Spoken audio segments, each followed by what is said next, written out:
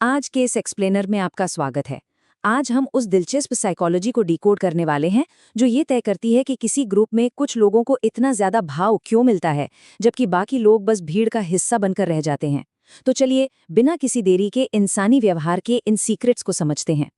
सबसे बड़ा सवाल यही है ना, कि आखिर ऐसा क्यों होता है कि एक ही कमरे में कुछ लोग ऐसे होते हैं जिन पर सबकी नजरें टिक जाती हैं और कुछ को लगभग इग्नोर ही कर दिया जाता है। इसका सीधा सा जवाब एक ही शब्द में छिपा है, एक्सेसिबिलिटी, यानी आप दूसरों के लिए कितने उपलब्ध हैं। इसे गहराई से समझने के लिए आज हम 4 मेन पॉइंट्स पर बात करेंगे। पहला, अवेलेबिलिटी का जाल। दूसरा, स्केर्सिटी प्रिंसिपल। तीसरा, मिस्ट्री की पावर। और आखिर में लोगों के साथ गहरे इमोशनल कनेक्शंस कैसे बनाए जाएं।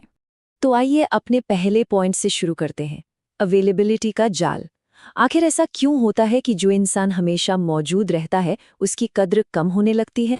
इसे समझने के लिए जरा एक मोबाइल फोन के बारे में सोचिए।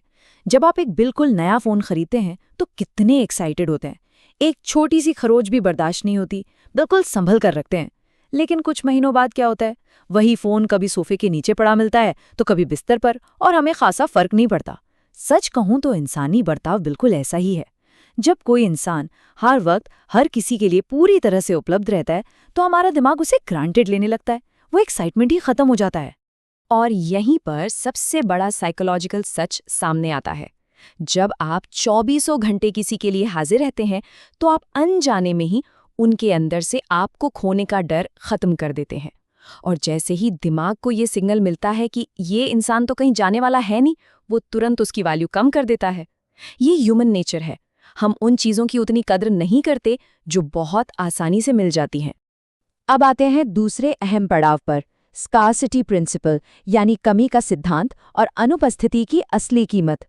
साइकोलॉजी में स्कार्सिटी प्रिंसिपल का बहुत सीधा सा मतलब है, जो चीज़ मुश्किल से मिलती है या लिमिटेड होती है उसकी वैल्यू अपने आप बढ़ जाती है। इंसान की फितरत ही ऐसी है। जो चीज़ हमारी पहुंच से थोड़ी दूर होती है हमारा दिमाग बस उसी के बारे में सोचता रहता है। लेकिन अगर कोई चीज़ हमेशा सामने हो तो उसे पाने की तड़प बिल्कुल खत्म हो जाती है। इस बात को एक नई अनपढ़ी किताब से जोड़कर देखिए। एक नई किताब हमेशा मिस्टीरियस लगती है, हर पन्ना पलटने की एक्साइटमेंट होती है। लेकिन एक बार जब आप पूरी कहानी पढ़ लेते हैं, उसे समझ लेते हैं, तो क्या करते हैं? आप उसे वापस शेल्फ पर रख देते हैं। इंसानी रिश्तों में भी यही होता है। अगर आप दूसरों के सामने खुली किताब बन जाएंगे तो आपका वो चार्म बहुत जल्दी खत्म हो जाएगा। तो फिर किया क्या जाए? यहीं से हमारी तीसरी रणनीति आती है, मिस्टीरी या रहस्य की ताकत।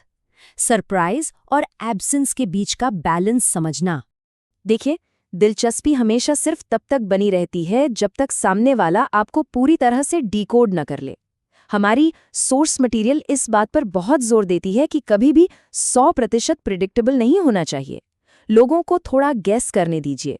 उनके दिमाग में थोड़ी सी उलझन छोड़ देना एक बहुत ही पावरफुल स्ट्रैटेजी है। लेकिन ध्यान रहे, यहाँ एक बहुत ही नाजुक सा बैलेंस बनाना पड़ता है। अगर आप हर वक्त हद से ज्यादा सरप्राइज देंगे तो धीरे धीरे वो भी लोगों के लिए एक आम बात बन जाएगा, वो नया नॉर्मल हो जाएगा। और दूसरी तरफ अगर आप सामने वाले को कुछ ज्यादा ही इंतजार करवाएंगे तो उन्हें लगेगा कि आपको उनकी कोई परवाह ही नहीं है। एक शानदार एक्सपीरियंस देना और फिर थोड़ा सा स्पेस क्रिएट करना, यही वो असली आर्ट है जो आपको सीखनी है। मिस्ट्री के साथ साथ आपको अपनी कुछ पर्सनल खूबियां भी डेवलप करनी होंगी, जैसे कि आपके चलने का एक बिल्कुल अलग अंदाज हो सकता है, बात करने का कोई यूनिक तरीका, एकदम कॉन्फिडेंट बॉडी लैंग्वेज, या कॉन्वर्सेशन में ऐसे हुक्स छोड़ना जो सीधे सामने वाले के दिमाग में बस जाएं। जब ये सारी चीज़ें एक साथ मिलती हैं तो आपका इम्पैक्ट कई गुना बढ़ जाता है, क्योंकि सच तो ये है कि लोगों को हमेशा कुछ हटकर कुछ यूनिक ही अट्रैक्ट करता है। अब सिर्फ मिस्ट्री और कमी पैदा करने से ही काम नहीं चलेगा। यही चीज़ हमें आखिरी और सबसे इम्पॉर्टेंट सेक्शन पर लाती है, गहरे इमोशनल कनेक्शंस बनाना, यानी लोगों का दिल जीतना। आखिरकार सिर्फ दूरियां बनाने से कोई आपकी कद्र नहीं करेगा। जैसा कि हमारी सोर्स मटेरियल में बहुत ही खूबसूरती से बताया गया है, लोग हमेशा दिल से जुड़ते हैं, दिमाग से नहीं। जो असली और गहरा अट्रैक्शन होता है वो हमेशा इमोशनल होता है। इसका सीधा सा मतलब यह है कि जब लोग आपके आसपास हों तो उन्हें सेफ, खुश और बहुत ही पॉजिटिव फील होना चाहिए। यही अट्रैक्शन का सबसे मजबूत बेस है। और इस कनेक्शन को गहराई से समझने के लिए हमें एक कड़वी सच्चाई एक्सेप्ट करनी होगी। इंसान बाय नेचर स्वार्थी होते हैं।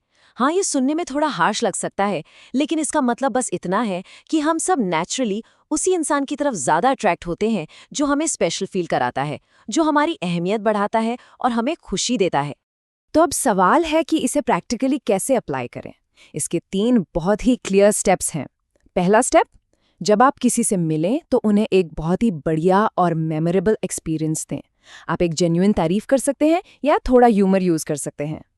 दूसरा स्टेप, उस पॉजिटिव वाइब और अच्छी यादों को उनके दिमाग में रजिस्टर होने दें। और तीसरा, जो सबसे क्रूशियल स्टेप है, थोड़ा सा पीछे हट जाएं, उन्हें वो स्पेस दें ताकि वो आपकी उस शानदार मुलाकात को मिस कर सकें। ये एक ऐसा फॉर्मूला है जो आपकी प्रेजेंस और एब्सेंस दोनों की वैल्यू बढ़ा देता है। इस एक्सप्लेनर को खत्म करने से पहले मैं चाहता हूं कि आप इस एक बात पर जरूर गौर करें। अगर कोई अपना कीमती समय, अपनी एनर्जी बिना किसी लिमिट के हर किसी को ऐसे ही बांटता फिरेगा, तो आखिर उस समय की क्या ही वैल्यू रह जाएगी? इंसान किस तरह से चीजों का मोल तय करता है, ये साइकोलॉजी समझना सिर्फ दूसरों को इम्प्रेस करने के लिए नहीं है, बल्कि अपने खुद के रिस्पेक्ट और अपने समय को प्रोटेक्ट करने के लिए भी है। तो खुद से ये सवाल जरूर पूछिएगा, कहीं आप हर किसी के लिए इतने अवेलेबल तो नहीं हैं कि लोग आपकी अहमियत ही भूल जाएं?